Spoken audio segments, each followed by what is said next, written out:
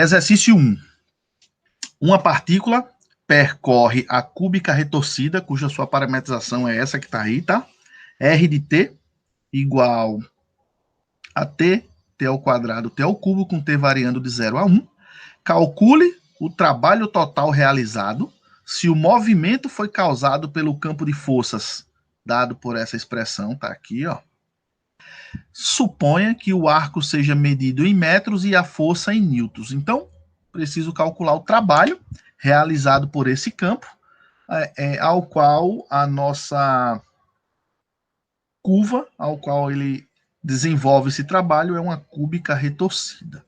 Então, vamos ver como atacar esse problema, né? Então, primeira coisa, sabendo que a parametrização da cúbica retorcida é essa daqui, para calcular o trabalho, eu vou precisar de fazer alguns cálculos com essa parametrização. Por exemplo, buscar a sua derivada.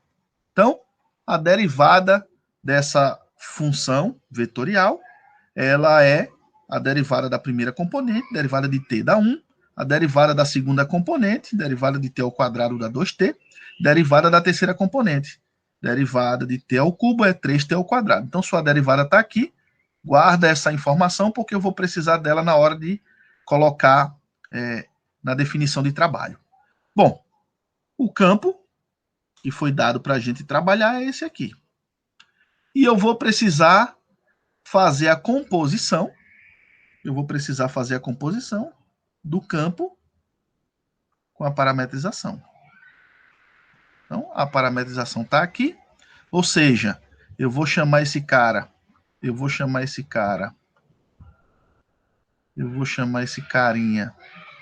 de x, esse de y, esse de z, e onde tem x aqui eu troco por t, onde tem y eu troco por t ao quadrado, e onde apareceu z eu troco por t ao cubo. Fazendo essa mudança, aparece essa nova função, e ela só depende de t.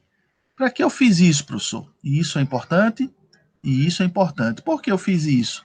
Porque quando eu vou olhar quem é a definição, né, de trabalho, a minha definição de trabalho mostra exatamente, ó, se W for o trabalho realizado, ele, por definição, é uma integral de linha sobre a curva C, F, produto interno com DR. Então, preciso fazer essa operação. Traduzindo, isso é F de R de T, interno com R' de T dt. Isso eu calculei aqui, tá aqui, e isso aqui foi isso aqui, ó. Bom, como T varia de 0 a 1, a minha integral, ela é uma integral de 0 a 1. Bom, vamos pensar agora nesse produto interno, né? Todo mundo já está fera aí nesse produto interno. E esse produto interno, ó, se vocês não entenderam, a gente pode rabiscar aqui rapidinho, tá? Deixa eu só apagar isso aqui para não ficar muito poluída a tela, tá? Então, eu preciso fazer o produto interno entre esse vetor e esse vetor. Então, produto interno é o produto componente a componente, né? 1 vezes e elevado a t é o e elevado a t. 2t vezes e elevado a t ao cubo dá 2t ao quadrado e elevado a t ao cubo.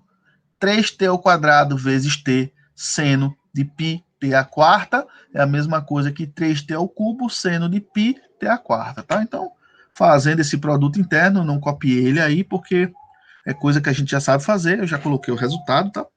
Então, produto interno, seu resultado dá isso aqui.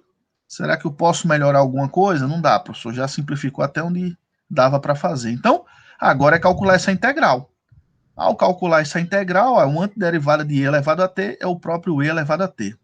Uma antiderivada para 2t ao quadrado e elevado a t ao cubo é o seguinte, chama de u t ao cubo, vai observar que du é 3t ao quadrado dt. Então, aqui nós temos 2 vezes t ao quadrado e elevado a t ao cubo. Para aparecer isso aqui, né, eu troco o meu 1/3 de du, isso é igual a t ao quadrado dt, e aí quando eu faço essa substituição, resolvo a minha integral e fico com 2/3 de E elevado a T ao cubo. Essa daqui também não é diferente. Nesse caso aqui, eu vou chamar de V, esse π, T a quarta. Quem é dV?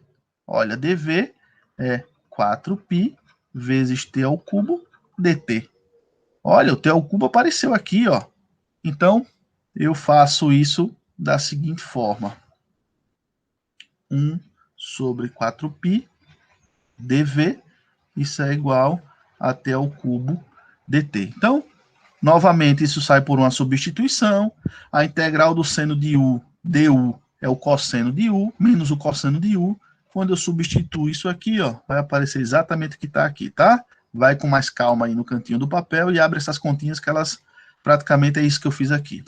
Bom, pelo teorema fundamental do cálculo, eu preciso avaliar isso de 0 até 1, né? Aplicado em 1, troca o t por 1, isso dá E, mais 2/3 de E, menos 3 sobre 4π vezes o cosseno de π, 1/4 dá 1 vezes π dá π, menos E elevado a 0 dá 1, menos 2/3 de E elevado a 0 dá 2/3, menos com menos aqui dá mais, 3 sobre 4π vezes o cosseno de 0. Lembrando que o cosseno de 0 é 1, cosseno de π, menos 1. Então, fazendo essas continhas aqui, eu fico com 5/3 de E, mais 3 sobre 2π, menos 5/3. Posso botar os 5/3 em evidência, isso é 5/3 vezes E a menos 1, mais 3 sobre 2π. Pega uma calculadorinha científica, vai lá, faz a continha, ó, 3,34. Logo, o trabalho realizado é 3,34 joules.